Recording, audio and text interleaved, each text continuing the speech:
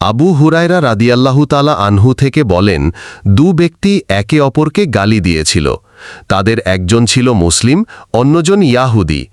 মুসলিম লোকটি বলল, তার কসম, যিনি মুহাম্মদ সাল্লাল্লাহু আলাইহি ওয়াসাল্লামকে সমস্ত জগতের মধ্যে ফাজিলত প্রদান করেছেন। আর ইয়াহুদি লোকটি বলল, সে সত্তার কসম, যিনি মূসা আলাইহিস সাল্লামকে সমস্ত জগতের মধ্যে ফাজিলত দান করেছেন। মুসলিম ব্যক্তি নিজের হাত উঠিয়ে ইয়াহুদির মুখে চর মারল। এতে ইয়াহুদি লোকটি নবী সাল্লাল্লাহু আলাইহি ওয়াসাল্লামের কাছে গিয়ে তার এবং মুসলিম ব্যক্তিটির মধ্যে যা ঘটেছিল তা তাকে অবহিত করল।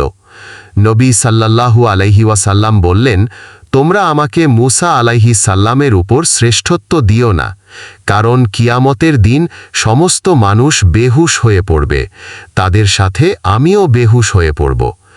তারপর সকলের আগে আমার হুশ আসবে, তখন দেখতে পাব মূসা আলাইহিস সালাম আরশের একপাশ ধরে রয়েছেন।